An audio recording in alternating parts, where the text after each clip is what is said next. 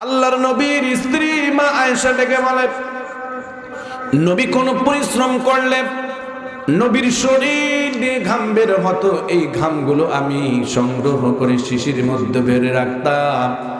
আবার যখন সুগন্ধি দেওয়ার ইচ্ছে হতো, এই ঘামগুলো আতরের মতো গায়ে মাখতাম। এর মদিনার মহিলারা জানোনি, তোমরা যে সুঘ্রাণ পাচ্ছ, এই সুঘ্রাণ কোনো আতর নয়, এটা হলো নবীর গায়ের ঘাম। আল্লাহু আকবার।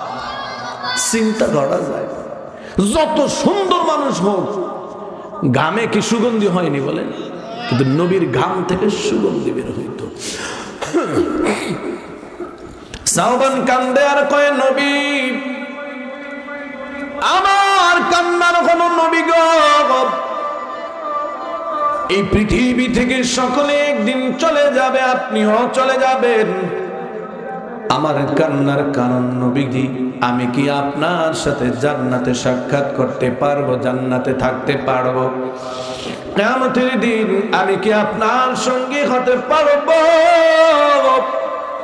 আমার বড় মন চায় আমি আপনার সাথে জান্নাতি হই, আমি আপনার সাথে আপনি আপনার সাথে হাসরের ময়দানে কাছে থাকি।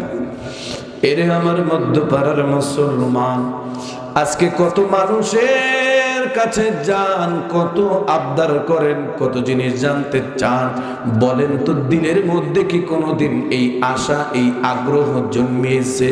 ও হুজুর, ও আমার মসজিদের ইমাম, আমাকে একটু বলে দেন, কি এমন আমল করলে আমি নবীর সাথে জান্নাতে থাকতে পারবো? আমাদের কি মন চায় নবীর সাথে জান্নাতে থাকতে? কথা হয় না, মন চায়, মন চায়, ভাবে বোঝা যায় হুজুর মন চায় না, কাজ করবে। কিন্তু সাহাবীর দিলের মধ্যে এমন একটা আশা, নবীজি আমাকে একটু বলেন এমন কি আমল করলে নবীর আপনার সাথে আমি জান্নাতে হতে পারবো? আমার মুসলমান ভাইরা রে, এই আবেগে সাওবান রাদিয়াল্লাহু তাআলা আনহু কান্দেন। আল্লাহ রাব্বুল আলামিন ফেরেশতা জিবরাইলকে পাঠিয়ে দিলেন। সূরা নিসার এই 69 নম্বর আয়াত নিয়ে আল্লাহ তাআলা নবী সাল্লাল্লাহু আলাইহি সাল্লামের কাছে জিবরাইলকে পাঠাইয়া হযরতে সাওবান রাদিয়াল্লাহু তাআলা আনহুকে সান্ত্বনা দিলেন আর বললেন, শোনে রে সাওবান, তোমার মধ্যে যদি একটা গুণ থাকে, কি গুণ?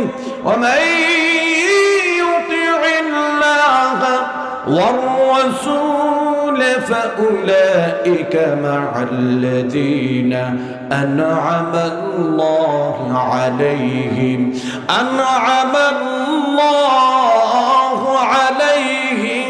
من النبيين।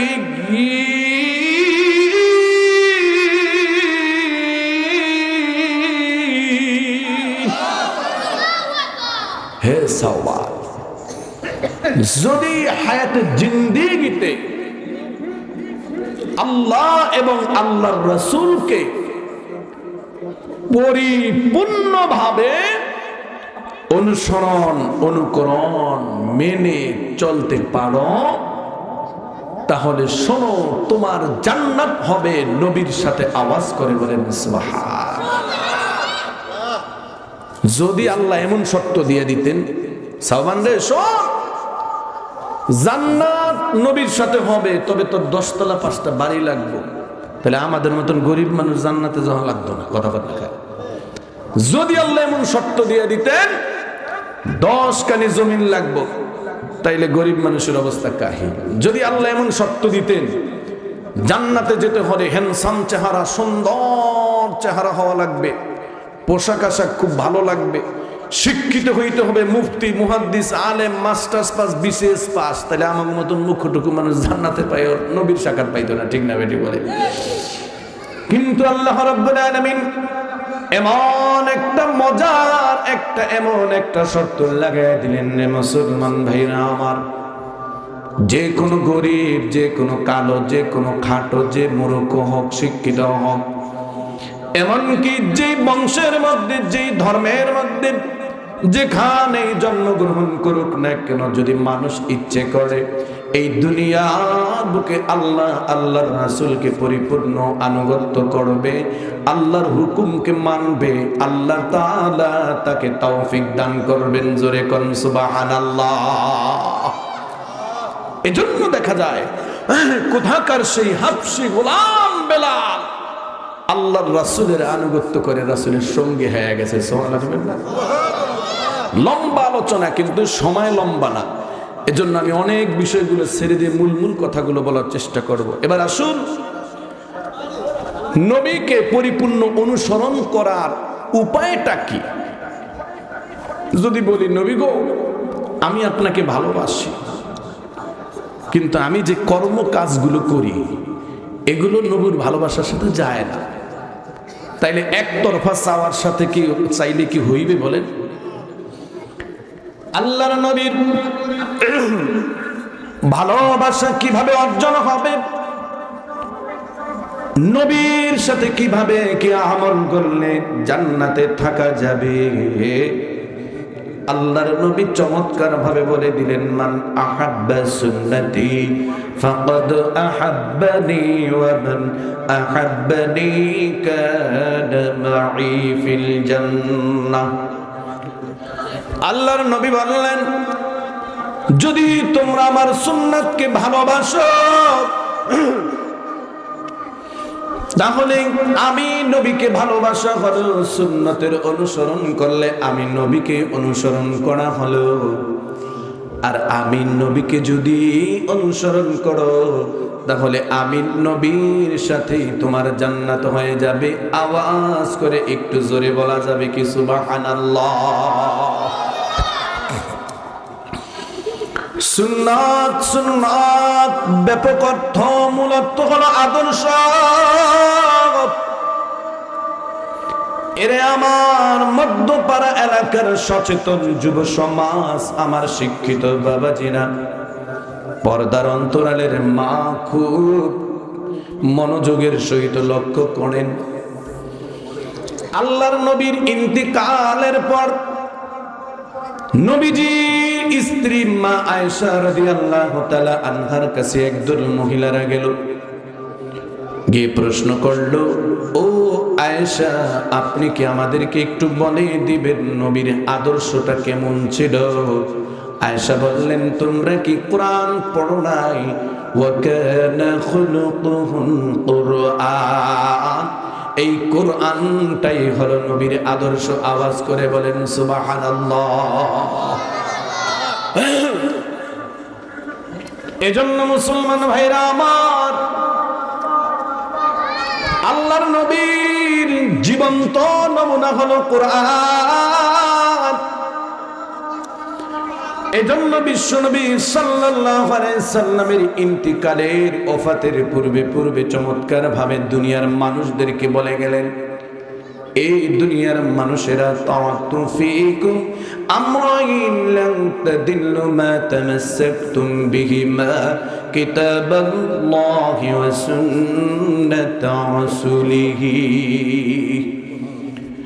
ততক্ষণ, ততদিন, তত সময় পর্যন্ত তোমরা ধ্বংস হবে না, অপদস্থ হবে না, পরাজিত হবে না, লাঞ্ছিত হবে না, যতক্ষণ পর্যন্ত তোমরা আমার আদর্শ তথা আল্লাহর কোরআন এবং সুন্নাতকে পরিপূর্ণ অনুসরণ করে চলবা, ততক্ষণ ততদিন তোমরা লাঞ্ছিত হবে না। এরে আমার মুসলমান,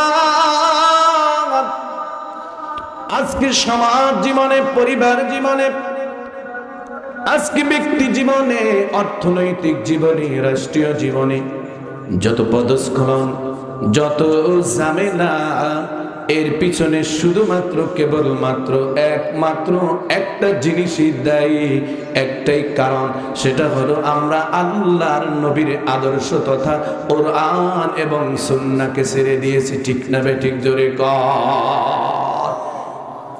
আর কোনো কারণ নাই, একটা মাত্র কারণ। পাশাপাশি বলতে চাই, আমরা মুসলমান কোরআন সুন্নাহ ছেড়ে দিয়েছি, তবে কিছু কিছু আমরা মানি, কিছু কিছু পালন করি, যা আমার কাছে খুব প্রিয় মনে হয়, যেগুলো মানলে আমার কোনো আপদ নাই, বিপদ নাই, মুসিবত নাই, ধুমকি নাই, জেল নাই, জুলুম নাই। যতটুকু মন চায় ততটুকু মানি। আল্লাহ রাব্বুল আলামিন বলে দিলেন, আফাতুমিনুনা বিবা'দিল কিতাবি ওয়া তাকফুরুনা বিবা'দ ফামা জাযাউ মান ইয়াফআল যালিকা মিনকুম ইল্লা খিzyun ফিল হায়াতিদ দুনিয়া ওয়া ইয়াওমাল কিয়ামাহ يردون إلى أشد العذاب وما الله بغافل عما تعملون আল্লাহ তাআলা বলেন, তোমরা কি আমার কোরআনের আমার নিয়ম নীতির কিছু অংশ মানবা আর কিছু অংশ ছেড়ে দিবা? তাহলে পৃথিবীর মানুষ জেনে নাও, শুনে নাও, আমি আল্লাহ ঘোষণা করতেছি, এই দুনিয়াতে তোমরা হবে অপমানিত, লাঞ্ছিত, অপদস্থ, আর আখিরাতে কিয়ামতের দিন তোমাদের জন্য অপেক্ষা করতেছে জাহান্নামের কঠিন আযাব। এজন্য মুসলমান ভাইরা রে আমার, সুন্নাত শুধু টুপি মাথায় দেওয়া আর দাওয়াত খাওয়া আর মিষ্টি খাওয়ার মধ্যে নয়, বরং আল্লাহর নবীর জীবনের পরিপূর্ণ আদর্শ, কোরআনের পরিপূর্ণ সকল হুকুম মেনে নেওয়াই নামই হলো নবীর আদর্শ মেনে নেওয়া। সুন্নাত শুধু নয় দাওয়াতের মেহমান, সুন্নাত শুধু নয় খাওয়া শেষে মধুপান, আরো কিছু সুন্নাত আছে তুমি জানো কি? জানলেও জীবনে কখনো তা মানো কি?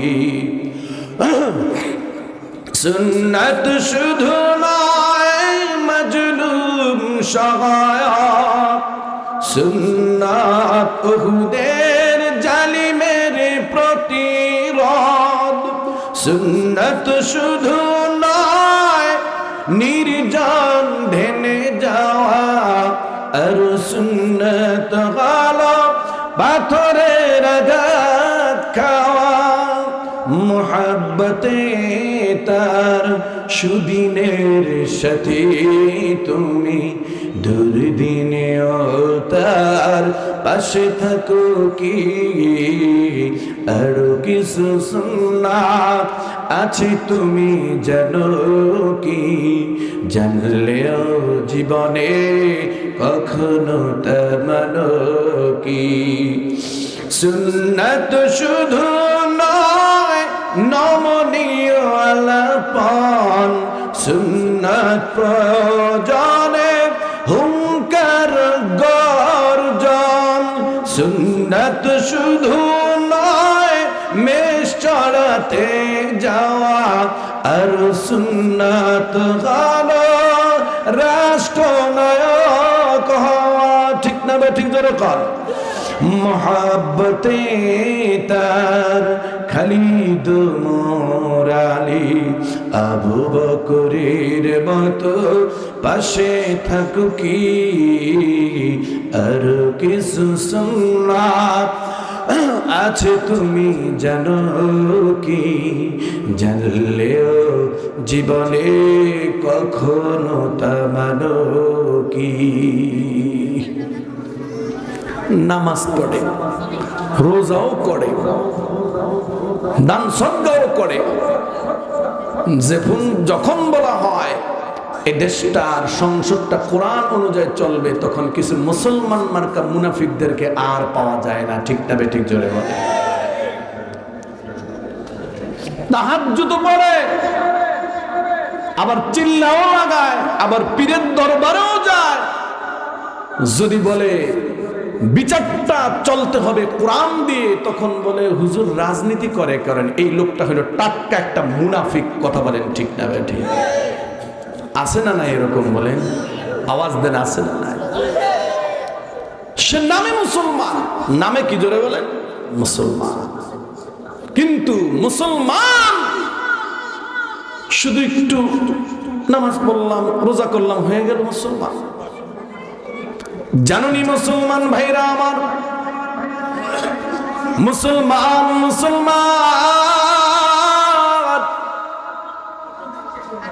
পরিপূর্ণভাবে ইসলামের সকল বিধি বিধান মেনে নেওয়ার নাম হলো মুসলমান।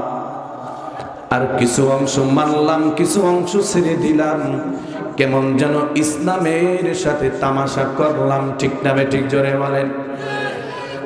এজন্য আমার ভাইরা, কিয়ামতের দিন যদি আল্লাহর নবীর সাথে জান্নাত কামনা করেন রে ভাই, আল্লাহর নবীর আদর্শ আপনি নামাজে মানলেন, রোজায় মানলেন, তাহাজ্জুদে মানলেন, জানাজায় মানলেন, আল্লাহ নবীর আদর্শটা আপনি সমাজ জীবনে বিচারের ক্ষেত্রে মানলেন না, রাষ্ট্র পরিচালনার ক্ষেত্রে মানলেন না, আপনি আল্লাহর নবীর আদর্শটাকে মেরাজ বন্টনের সময় আপনি মানলেন না, আল্লাহর নবীর আদর্শটা আপনি দেশ পরিচালনার ক্ষেত্রে আপনি মানলেন না, কেমন যেন আপনার আমার চরিত্রের সাথে আর আব্দুল্লাহ ইবনে উবাই মুনাফিকের কোনো পার্থক্য নাই। ঠিক না বেঠিক? জোরে কর।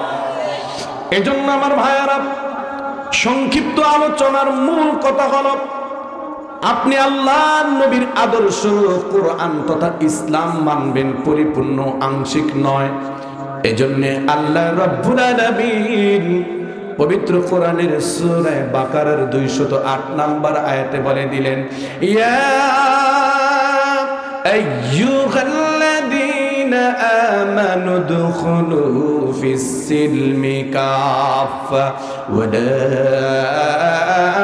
তাত্তাবিউ খুতুওয়াতিশ শাইতান ইন্নাহু লাকুম আদুউম মুবিন।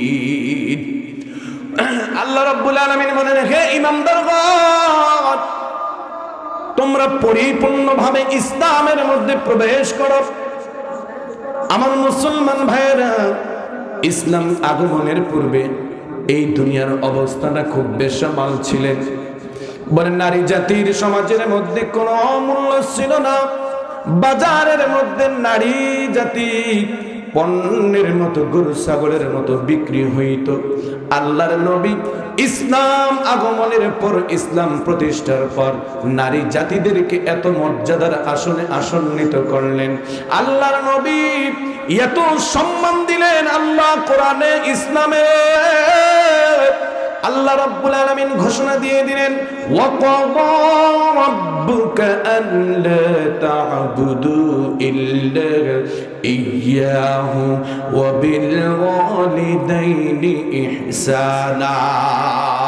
আল্লাহর ইবাদতের পর তোমাদের জন্য আবশ্যক ফরজ মা বাবার সাথে সদয় ব্যবহার করা। মুসলমান ভাইরা রে আমার, ইসলাম আগমনের পর, ইসলাম আগমনের পূর্বে কন্যা সন্তান জন্মগ্রহণ করলে তাকে জীবন্ত হত্যা করা হতো। আল্লাহর নবী ইসলাম প্রতিষ্ঠা করার পরে, আল্লাহর নবীর আদর্শ প্রতিষ্ঠিত হওয়ার পর, আল্লাহ নবী কন্যা সন্তানদেরকে এত মর্যাদা দিয়ে দিলেন। আল্লাহর পয়গম্বর ঘোষণা দিয়ে দিলেন, মান কানাত লাহু সালাসু বানাতিন আও সালাসু আখওয়াতিন আও ইবনাতানি আও উখতানি ফাআহসানা সুহবাতাহুন্না ওয়াত্তাকুল্লাহা ফীহিন্না ফালাহুল জান্নাহ। যুরিকুন আল্লাহু আকবার। আল্লাহর নবী বললেন, তোমাদের কোন পুরুষ তার ঔরস থেকে অর্থাৎ তার যদি 3টা কন্যা হয় অথবা 2টা কন্যা হয়, এই কন্যাদেরকে যদি সে উপযুক্ত মানুষের মতো গড়ে তোলার জন্য মেহনত করে, তাদেরকে শিক্ষিত করে, তাদেরকে কোরআন সুন্নাহ অনুযায়ী পর্দা প্রশিদা শিক্ষা দেয়, অতঃপর একজন উপযুক্ত পাত্রের হাতে যখন তুলে দিবে, আল্লাহর নবী বলেন কিয়ামতের দিন এই পিতা কিছু অপরাধের কারণে যদি জাহান্নামী হয়ে যায়, এই সন্তানগুলো, এই কন্যাগুলো ওই পিতার জন্য জান্নাতে যাওয়ার কারণ হবে। সুবহানাল্লাহ। আমার মুসলমান ভাইরা, ইসলাম তথা নবীর আদর্শ প্রতিষ্ঠিত হওয়ার পূর্বে সমাজের মধ্যে গরিবের কোনো সম্মান ছিল না। গরিব মানুষকে বাজার থেকে ক্রয় করে ইচ্ছা মতন মারত, তাদেরকে যত তত্র কাজ করাইতো, মজুরি দিত না, না খাওয়ায় রাখতো, হত্যা করে ফেলতো। আল্লাহ নবী ইসলাম আগমনের পর আল্লাহর নবী চমৎকার ঘোষণা দিয়ে দিলেন, শোনে রে বড় লোকের দরেরা, তোমার বাড়িতে যে ভিতর রয়েছে, তোমরা যা খাইবা, যা পড়বা, তোমরা তাকেও তা খাইতে দিবা, তা পড়তে দিবা। ইসলামের যত অর্থনীতির পন্থা সব আল্লাহ রাব্বুল আলামিন গরিবদের উপকারের জন্য দিয়ে দিলেন। যাকাত কাদের জন্য? গরিবের জন্য। ফিতরা কাদের জন্য? গরিবের জন্য। ওসর কাদের জন্য? গরিবের জন্য। আমার মুসলমান ভাইয়েরা, সদকা কাদের জন্য? গরিবের জন্য। আল্লাহর নবী চমৎকার ঘোষণা দিয়ে দিলেন, শোনো রে, আমি আমার বন্ধু হলো গরিবেরা, আমি নবী আর গরিবেরা একই জান্নাতে থাকবো। সুবহানাল্লাহ। আফসোস লাগে রে মুসলমান, এই গরিব মানুষগুলো কেমন যেন আল্লাহকে ভুলে গিয়ে, আল্লাহ নবীর আদর্শকে ভুলে গিয়ে নির্বাচনের সময় 1000 2000 সোরা টাকা পাইয়া কেমন যেন উলুট পালুট করে। ঠিক না বেঠিক? জোরে হুজুর আপনারা কি দিছে? চেয়ারম্যান সাহেব, মেম্বার সাহেব বা অমুক নেতা এত বড় একটা 1000 টাকার নোট দিছে, আছে না নাই? এত বড় 1000 টাকার নোট, এই টাকাটা কইতুন দিছে জানেননি? হ্যাঁ, কামের টাকাটা দিছে। লক্ষ কোটি টাকা আসে প্রতিবন্ধীদের জন্য, গরিবদের জন্য, বৃদ্ধাদের জন্য, অসহায় মানুষের চিকিৎসার জন্য। বিভিন্ন সময় ঈদ বলেন, অনুষ্ঠান বলেন, 40 কেজি 50 কেজি চাউল আসে, বলে 25 কেজি আইলে পিছন থেকে 2 সরাইয়া দিয়া 5 কেজি দিয়া কই দিছি, আছে না নাই? 40 কেজি আইলে সামন থেকে একটা শূন্য সরাইয়া দেয়, 4 কেজি দিয়া দেয়। কথা কন থাকে, যেখানে চরমনা ইউনিয়নে একজন গরিব চাউল পায় হলো 40 কেজি, 1 মণ 50 কেজি। আর আমাদের এই সকল এলাকায় দেখি কয় কেজি? 5 কেজি চাল পাইছি। আমি কি বেশি ক্ষতি হয় নাই? 50 কেজি পাইতেন, খালি একটা শূন্য সামনে তো সরাই দিয়েছে, পাইছি 5 কেজি। কথা কন না? এই টাকাগুলো দিয়া এই সকল চোর বাটপার লম্পটগুলো কোটি কোটি টাকা জোগাড় কইরা এরপরে নির্বাচনের সময় চিন্তা করে একটু চালান খাটাইলাম। কথা বলেন ঠিক না বেঠিক? কি আপনারা মনে বুঝছেন আমার কথা মিথ্যা? আপনি গবেষণা করে দেখে। আমার ভাইয়ের, আমার বন্ধুরা, ইসলাম এমন সাম্যের ধর্ম, এমন সম্প্রীতি ধর্ম।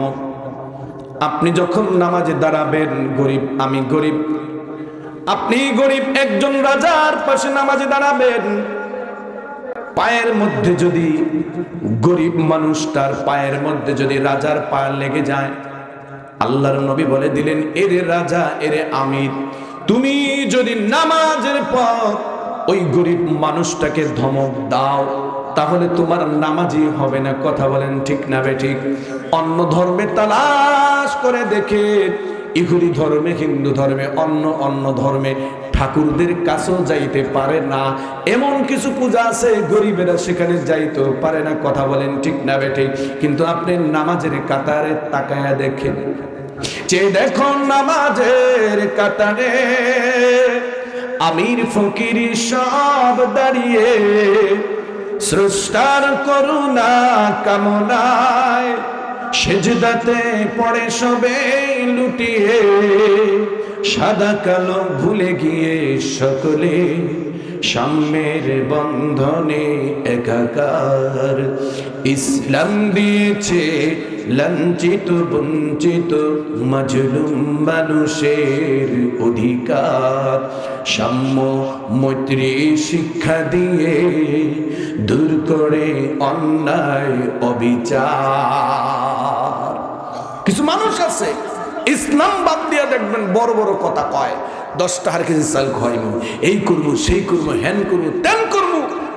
কিন্তু ইতিহাস থেকে আমরা যেটা জানতে পেরেছি, কবি বলেন ওরা মানুষের কথা বলে রাত দিন, কেড়ে নেয় দুঃখীদের অন্ন, ওরা অধিকার দিতে গিয়ে নারীদের বানিয়েছে বাজারের পণ্য, ওরাই চিহ্নিত দুশমন ইসলাম মুসলিম উম্মার। মানুষের মন গড়া তন্ত্রে দিনে দিনে বাড়ে প্রতিদ্বন্দ্বী, শাসকের শোষণের যন্ত্রে মাজলুম থাকে সদা বন্দী, তাতে আসবে না কোনো দিন শান্তি ধরায়।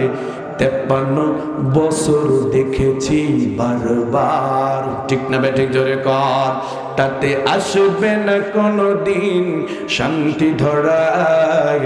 ইতিহাস বলে দেয় বারবার, ইসলাম দিয়েছে লাঞ্ছিত বঞ্চিত মাজলুম মানুষের অধিকার। ঠিক না বেঠিক জোরে কর। একমাত্র ইসলামী মানুষের ইজ্জতের গ্যারান্টি, অর্থনীতির গ্যারান্টি, সমাজনীতির গ্যারান্টি, মা বাবা পুত্রের মধ্যে ভালোবাসার সম্পর্কের বন্ধন সৃষ্টিকারী একমাত্র ইসলাম।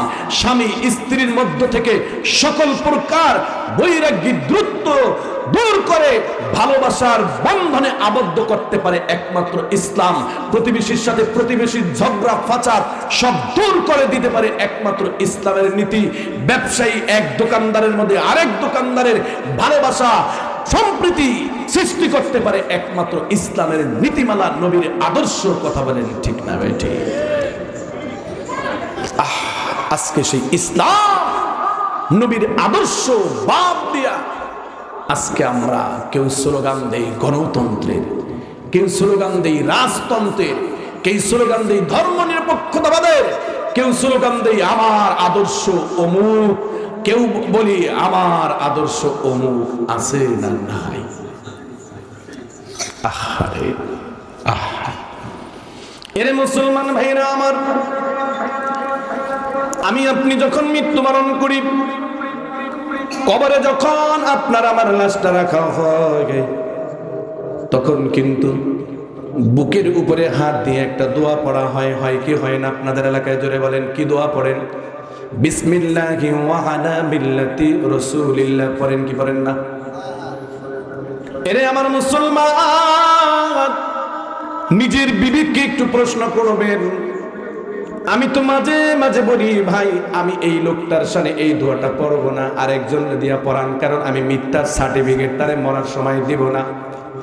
আমি 10 বছর দেখেছি এই লোকটা যত কাজগুলো করেছে ইসলামের বিরোধী কাজ করেছে, উলামায়ে কেরামের বিরুদ্ধে কথা বলেছে, কোরআনের হুকুমের বিরুদ্ধে কথা বলেছে, উলামায়ে কেরামদেরকে যা মন চায় তা গালি দিয়েছে। এখন এই লোকটা মারা গেল, এবার তার বুকের উপরে হাত রেখে আমি বলবো বিসমিল্লাহি ওয়া আলা মিল্লাতি রাসূলিল্লাহ। কি বললাম? বিসমিল্লাহ। আমি তাকে রাখলাম, আমি রাখা শুরু করলাম। এই লোকটাকে আমি সাক্ষী দিতেছি আল্লাহ, এই লোকটা জীবনভর বিসমিল্লাহ আল্লাহর তোমার আদর্শ তোমার হাবিবের মিল্লাতের উপরে ছিল, আর তার উপরেই আমি তাকে রেখে গেলাম। বলেন, একটা লোক নামাজ পড়ে না, আমি যদি বলি ভাই লোকটা নামাজি, এটা কি সত্য হবে না মিথ্যা হবে? আমি যদি বলি একটা লোক রোজা করে না, আমি যদি বলি সে রোজা করে, এটা কি সত্য হবে না মিথ্যা হবে? একটা লোক তার জীবনটা কাটায় দিছে সুদ খায়া, ঘুষ খায়া, বেনামাজি থাইকা, মানুষের নামে মিথ্যা মামলা দিয়া, মানুষকে বিভিন্ন রকমের ষড়যন্ত্র করিয়া এরপরে যদি এই লোকটাকে বলি ওয়ালা মিল্লাত রাসূলিল্লাহ, তারে এর চাইতে বড় কোনো মিথ্যা সাক্ষী হইতে পারে? কথা কন না, পারে?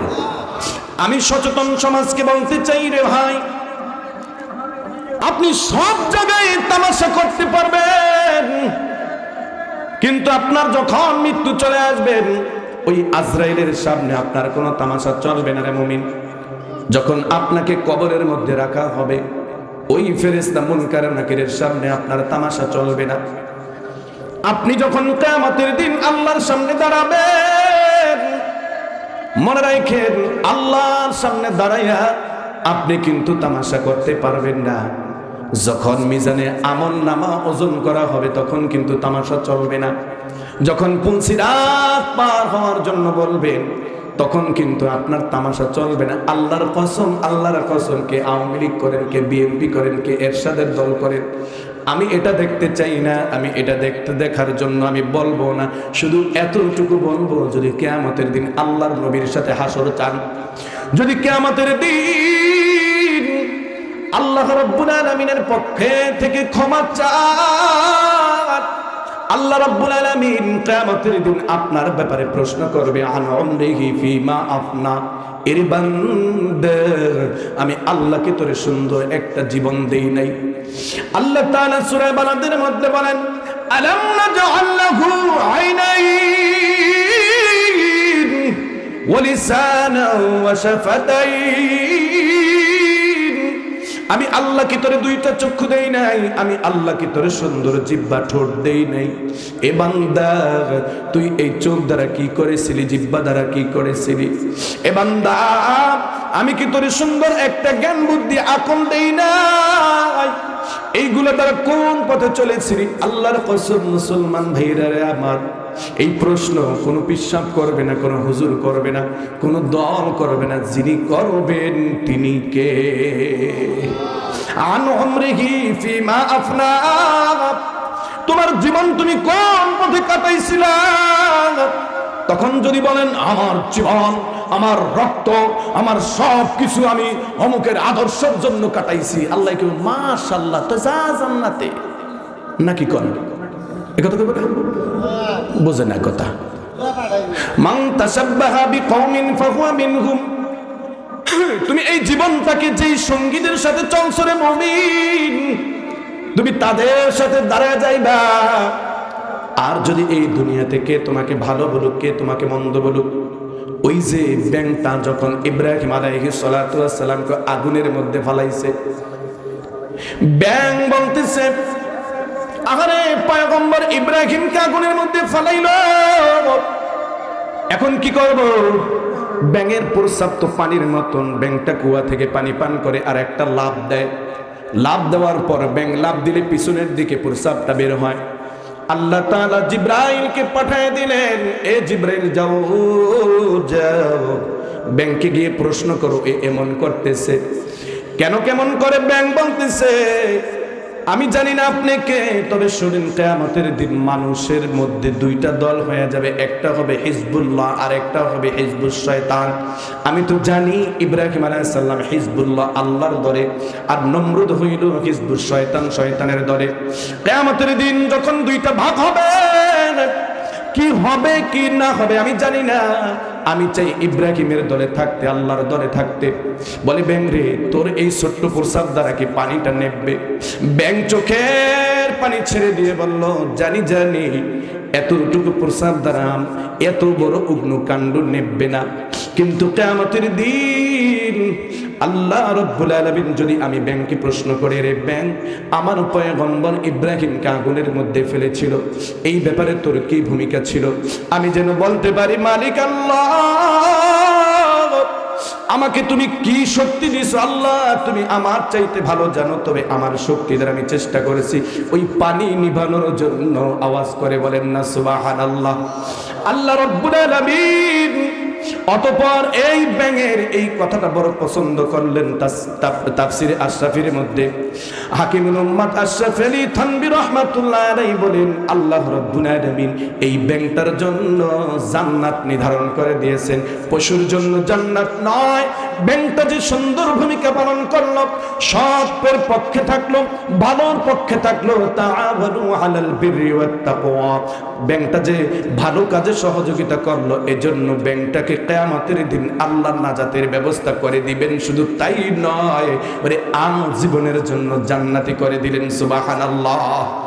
এরে আমার মুসলমান, তোমার মধ্যে কি ব্যাঙের মতন এতটুকু বুদ্ধি জ্ঞান নাই? তোমার কাছে প্রশ্ন আসলে বলে হুজুররা কি পাস করতে পারবো নি? হুজুররা দেশটা কেমনে চালাইব?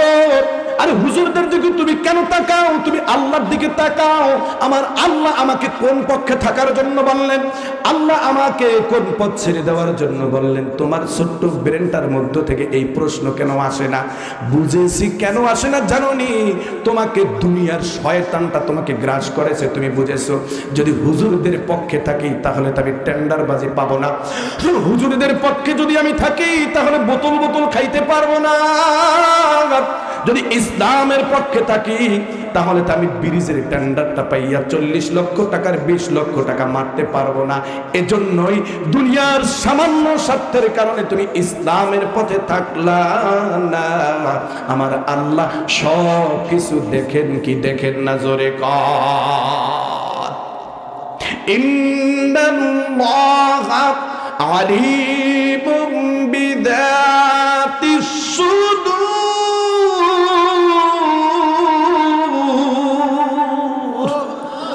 আল্লাহ কয়, আরে বাপ্পা, তুই যেন কিয়ের লেগে ওই সকল মানুষের পিছনে ঘোরস, কিয়ের লেগে যেন ফুলের মালাটা গিয়া এদের নেতাদের কবরের কাছে দেশ, কিয়ের লেগে যেন রাত 10টা 11টা 12টা পর্যন্ত জায়গা থাকো, সেদিক সেদিক দৌড়াস। তুই মনে হচ্ছে আমি জানি না? আল্লাহ জানে কি জানে না? আওয়াজ দেন, কথা কন না কে? আল্লাহ জানে না? মানুষ চিন্তা করে হুজুররা যদি ইসলাম অনুযায়ী যদি দেশটা চলে, যে পিয়ন লোকটা 50 টাকা ঘুষ খায় ও চিন্তা করে এইটা আমি খাইতারুম না, এই জন্য ওই 50 টাকার জন্য ইসলামের বিরোধিতা করে, নামে কিন্তু মুসলমান। কথা কন না কেন? আমার আলোচনা কি বোঝে নামনে না? যেই লোকটা 200 টাকা ঘুষ খায় ও চিন্তা করে যে হুজুররা যদি ইসলাম অনুযায়ী দেশ চালায়, কোরআন অনুযায়ী দেশ চালায়, তাহলে আমি 200 টাকা খাইতে পারবো না, এই জন্য ওই 200 টাকার জন্য ও ইসলামের বিরোধিতা করে।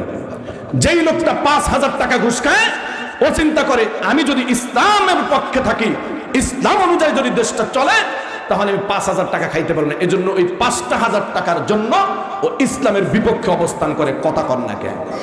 আপনি মনে বলছেন আমরা মগা, বুঝি না কিছু, বুঝি না? আজকে মানুষগুলো সব পরিত্যাগ করে একটা মানুষের সামনে যখন ফাঁসির কাষ্ঠটা আসলো, সে ফাঁসিটা গ্রহণ করলো, তারপরে মাথা নত করলো না। আর তুমি 500, 1000, 10,000, 20,000, 50,000 টাকার জন্য কোন দিকে দৌড় দিলা? কার সাথে মতামত দিলা? কি করলা? কেউ না জানলো একজন জানে, তিনি কে? আল্লাহ তাআলা বলেন, হে নবী, ওয়াদাক্কির ফাইন্নাদ-যিকরা তানফাউল মুমিনিন, আপনি দুনিয়ার মানুষদেরকে বুঝান, যাদের কতল ভালো মুমিনদের কি চলে আসবে, বুঝ চলে আসবে। ফাদাক্কির ইন্নামা আনতা মুদাক্কির, আপনাকে তো উপদেশকারী হিসেবে দুনিয়াতে পাঠাইছি, দারোগা পাঠাই না। সুতরাং যারা উপদেশ গ্রহণ করবে ভালো, আর উপদেশ যদি গ্রহণ না করে আমি তাদেরকে 4টা জায়গায় সাইজ করব। 1 নাম্বার সাইজ করব হলো আজরাইল দিয়া। আজরাইল যখন চলে আসবে, তোমার দল তোমাকে বাঁচাতে পারবে না, চিকিৎসা তোমাকে বাঁচাতে পারবে না, হাসপাতালে কি বলে টাকা তোমাকে বাঁচাতে পারবে না। রে মুমিন, বিশ্বাস হয়? কথা কন না কে? হয়, একদম দিল থেকে বিশ্বাস হয়। সুতরাং আজরাইল পাঠাই ওরে এমন চেষ্টা করব, ওরে এমন মাইটটা আজরাইল দিবে, গুরজু দিয়ে একটা বাড়ি দিলে ওহুদ পাহাড়টা গলিয়া যাবে, এমন গুরজু দিয়ে বাইরে বাইরে ওর শরীর থেকে রুহুটা বের করব। এরপরে 2 নাম্বার ওরে চেষ্টা করব কবরের মধ্যে নিয়ে। এই বিবেকের কাছে প্রশ্ন রেখে দিলাম, কবরের গিয়ে নিয়ে একটু প্রশ্ন করবেন। আমি তো কি বিভিন্ন জিনিস নিয়ে ভাবনা চিন্তা করি রে ভাই। যে কোনো এক এমপির জানাজায় গেলাম, জানাজায় গিয়ে দেখি কত মানুষ লেকচার দিল, কত বড় বড় লম্বা লম্বা কথা কইল। ঠিক ওই লোকটাকে কবর দিল, সবাই চলে আসলো। মাগরিবের সময় কিছু মানুষ তার কবরের স্থানে, কিন্তু 11টার সময় ওই পথ দিয়ে আমি যাইতেছিলাম আর কবরের স্থানের কাছে দাঁড়ায় রাখলাম। হায় রে এমপি সাহেব, কত মানুষ তোমার নামে স্লোগান দিল, কিন্তু আজকে এই 11টার সময় তোমার কবরের পাশে একটা মানুষও নাই। এবার তোমার হিসাব আমার আল্লাহ নিবে, পৃথিবীর কেউ তোমাকে বাঁচাইতে পারবে না। এই কথাটা রাতের বেলা শুয়ে আজকে 2 মিনিট চিন্তা করবেন। আমি হাফিজুর রহমানেরও, আপনি আব্দুর রহমানেরও এই পরিস্থিতি একদিন হবে। ওই কবরে আপনাকে কেউ রক্ষা করবে না, যিনি রক্ষা করবেন তিনি কে? সুতরাং এই দুনিয়াতে যদি চলতে হয় তার বিধান অনুযায়ী চলবো। কথা বলেন ঠিক না বেঠি? কোনো ভেজাল আছে? কোথায় কোনো ভেজাল আছে? এরপরে আল্লাহ রাব্বুল আলামিন ওই কবর সম্পর্কে কত ভয়াবহ কথা নবী শুনায় দিলেন। যেই মানুষগুলো আল্লাহকে ভুলে গিয়ে দুনিয়ায় চলেছে, আমার আল্লাহ ওই মানুষগুলোকে কবরে ভুলে যাবেন। আও হুফরাতিম মিন হুফারিন নার, এই কবরটা ওই মানুষের জন্য একটা জাহান্নামের কুয়া হয়ে যাবে। নাউজুবিল্লাহ, জোরে কর। এই বড় লোক বাবা, এ শিক্ষিত সচেতন, আজকে ঘরের মধ্যে আগুন ধরলে কত মানুষ আগুন নিভানোর জন্য আসে। আজকে একটা জাতিসাপ ঘরের মধ্যে ঢুকলে কত মানুষ লাঠি নিয়ে তাড়াতে আসে। একটু বিবেকের কাছে প্রশ্ন রেখে গেলাম, বলো বলো বাবা, তোমার আমার কবরের মধ্যে যদি পাপের কারণে আগুন ধরে যায়, কে তোমার কবরের আগুন নিভাবে? কবরের মধ্যে যদি সাপ চলে আসে, কে লাঠি নিয়ে তাড়াইতে যাবে? কি একটা ডায়লগ দিলাম, মিথ্যা কথা না? কি মিথ্যা মনে হয়? তুমি আজকে একটু ক্ষমতা পাইয়া সাদাবাজির মধ্যে লিপ্ত হয়ে গেলাম। তুমি কি জানো, একটা টাকা মানুষকে তুমি যদি ঠকায় খাও, 70 ইস্তাবক মাটি তোমার উপরে দিয়ে দিবে, তুমি পিষে যাইবা। তোমার কি মরণের ভয় নাই? কবরের ভয় নাই? 3 নম্বর, হাসরের ময়দানে দাঁড়া করাবেন। এর মুমিন কেমনে দাঁড়া করাবেন জানেননি? তোহা, সূরা তোহার আয়াত খুলে দেখো, আল্লাহ রাব্বুল আলামিন বলেন, ওয়া মান আ'রাদা আন যিকরি ফাইন্না লাহু মাঈশাতান দানকান ওয়া নাহশুরুহু ইয়াওমাল কিয়ামাতি আ'মা। আল্লাহ তাআলা বলেন, এই দুনিয়াতে যেই সকল মানুষগুলো আমি আল্লাহর পথ থেকে, জিকির থেকে, কোরআন থেকে মুখটা সরাইয়া চলেছে, কোরআন কি বলেছে ওই পথে তাকায় নাই। কোরআন কোন পথে অর্থনীতি জীবন করতে বলেছে তাকায় নাই। এ পর্দার অন্তরালের মা, স্বামীর ঘরে আসার পর তোমার হকটা কি? তুমি তো স্বামী বিদেশে, এই সুযোগে অন্য পুরুষের সাথে মোবাইল ফোনে পরকীয়ায় লিপ্ত হয়েছো। ও ভাই, নিজের ক্ষমতা শক্তি খাটায় বোনের হকটাকে নষ্ট করে দিছো, বোনের সম্পত্তি দাও নাই। প্রতিবেশীর প্রতি জুলুম করছো, মারামারি হয়েছে সেই সেনের চর। নেতা নেত্রীদের নিয়ে এক জায়গায় বৈশা কয়, ও আমাকে দলের বিরুদ্ধে দিয়ে দাও ওরে মামলাটা। এমন ভদ্র মুসলমান আছে না নাই? তুমি কি কাটিকুটি করছো? তুমি তো কোরআনের দিকে তাকাও নাই। আল্লাহ তাআলা বলেন, এই সমস্ত মানুষগুলোকে আমি কিয়ামতের দিন অন্ধ করে উঠাবো। এবার এই লোকটা বলবে, আল্লাহ ক্বালা কাযালিকা আতাতকা আয়াতুনা ফানাসিতাহা ইয়াওমা যালিকা ইয়াওমা তুনসা। আল্লাহ তাআলা এর কাছে এবার এই পাপী লোকটা বলবে, আল্লাহ আমি তো দুনিয়াতে চক্ষু দিয়ে দেখতাম, কেন আমাকে আজকে অন্ধ করে উঠাইলেন? আল্লাহ বলবেন, এরে খবিস রে, তুই দুনিয়াতে অন্ধ ছিলি বলে কেমনে? বলে আমি আল্লাহ তোরে চলার জন্য কোরআন দিয়েছিলাম, নীতিমালা দিয়েছিলাম, তুই কোন পথে চলবি, কিভাবে তাকাবি, কিভাবে বলবি, কিভাবে সমাজ জীবন করবি, কিভাবে পরিবার জীবন করবি, কিভাবে অর্থনৈতিক জীবন করবি, কিভাবে ব্যক্তি জীবন করবি, কিভাবে রাজনীতি করবি, আমি কোরআনের মধ্যে দিয়েছিলাম। আর তোর দলের মহাসচিব কইল ইসলামের রাজনীতি নাই, তুই সেই দলের পিছনে ঘুরলি, তোর মহাসচিবেরও ঈমান গেছে, তোর ঈমান গেছে। কথা বলেন ঠিক না বেঠি? সত্য না মিথ্যা? সত্য না কইলেও সত্য, কারণ একটা কথা আমার থেকে বলি না, সব কোরআন থেকে বলতেছে, ঠিক না বেঠিক ধরে বলে। আল্লাহ বলবেন তুই দুনিয়ার মধ্যে ইসলামের বহির্ভূত চলেছিলি, তুই ক্ষমতার বল দেখাইছিলি, তোর গায়ের মধ্যে আমি গোস্ত দিয়েছিলাম, তুই কেমন হন হন করে হাঁটছিলি, তুই একটু খেয়াল করস নাই। 3 দিন পর কবরটা একটু খনন করেন, একটা লাশের দেখবেন লাশের সাথে হাড্ডির সাথে গোস্তগুলো আলাদা হয়ে গেছে, ঠিক না বেঠিক জোরে কর। তোর খেয়াল ছিল না, তোর এত ওলামায়ে কেরাম বুঝাইছে, এত কবরের কথা শুনাইছে, তোর ঘেড়িটা খুব মোটা হয়ে গেছিল, ওলামায়ে কেরামের কথা তুই মানুষ নাই। এবার শুন, আমি আল্লাহ তোর জন্য কি তৈরি করছি, একটু বামে তাকা, বামে তাকাইয়া দেখবে মহা কঠিন জাহান্নাম। এবার লোকটা বলবে ওয়ালাউ তারা ইদিল মুজরিমুনা নাকিসু রুউসিহিম ইনদা রাব্বিহিম রব্বানা আবসারনা ওয়া সামি'না ফারজি'না না'মাল সালিহান ইন্না মুকিনুন। বলবে আল্লাহ, নামাজ না পড়লে যে এমন শাস্তি, ইসলামের পক্ষে কাজ না করলে যে এমন শাস্তি, বেপরদায় চললে যে এমন শাস্তি, সুদ খাইলে যে এমন শাস্তি, বোনের হক নষ্ট করলে যে এমন শাস্তি, পরকিয়া করলে যে এমন শাস্তি, নিজের স্ত্রী ঘরে থাকার পরেও কিছু পুরুষ আছে অন্য মহিলার সাথে অন্যায় কাজ করে, এ করলে যে এমন শাস্তি, আল্লাহ তো জানতাম না। আল্লাহ গো ফারজি'না, আবার তুমি আমাকে দুনিয়াতে পাঠাও।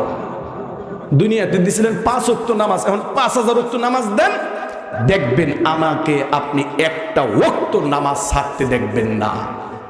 আল্লাহ কবে কখনো আর নয়, আর নয়, একবার পরীক্ষা দিয়ে ফেল করলে 10 বার পরীক্ষা দিয়ে পাস করা যায়, কিন্তু একবার বেঈমান হয়ে কুফরির বিধিবিধান মেনে নিয়ে ইন্তিকাল করলে আর সুযোগ দেওয়া হবে না। কথা সত্য না মিথ্যা? আওয়াজ দেন। একটা কথা বানায় বলতেছে, ওলামায়ে কেরাম এখানে বসা আছে আমার প্রিয় ভাইয়েরা, তাহলে কি করবেন? আমাদের আপনকে আওয়াজ দিয়ে বলেন, আমাদের আপন আল্লাহ। সুতরাং এই দুনিয়াতে আমরা আল্লাহর হুকুম মানবো, রাজি আছেন নি? আজকে আপনাকে নামাজের কথা বললে আপনি কত অজুহাত দেন, হুজুর পোশাকটা ভালো না, হুজুর সময় নাই, কিন্তু আপনি আইপিএল খেলা দেখতে আপনার ঠিকই সময় পান, বিপিএল খেলা থাকলে আপনি ঠিকই সময় পান, আপনি মিছিলে ঠিকই যান, আপনি চার দোকানে ঘন্টার পর ঘন্টা বসে থাকেন, আপনি আপনার বন্ধু দাওয়াত দিলে আপনি দৌড়ে ঘন্টার পর ঘন্টা সেখানে সময় দেন, রাত 3টা বাজে ফুটবল খেলা হয় আর্জেন্টিনা ব্রাজিল, সেখানে আপনি ঠিকই ডাকেন, জাগেন, কিন্তু আপনি নামাজ পড়তে গেলেন না। ও আপনি খুব চালাক, আর আমার আল্লাহ মনে হয় কিছু বোঝে না। কথা বলেন ঠিক না বেটি? এজন্য আসুন, যদি কামনা করি আমার হাসর হবে নবীর সাথে, মনে আছে না আয়াতের মূল কথা, আমার হাসর হবে নবীর সাথে, আমার হাসর আমি কামনা করি জান্নাত আল্লাহ আল্লাহ রাসূলের সাথে, তাহলে এই জীবনে আল্লাহর হুকুমগুলো মেনে চলবো। কারা কারা যদি না যায় তাকবীর, এই আল্লাহকে হাত দেখেন, বলে আল্লাহ আর নামাজ ছাড়বো না, আর কোরআন সুন্নাহর উল্টা চলবো না। আয় আল্লাহ বুঝে শুনে কোরআন সুন্নাহ অনুযায়ী যেন চলতে পারি তৌফিক দান করেন, বলেন আমিন। সকলের কাছে দোয়া চাই। আজকের মতো এখানে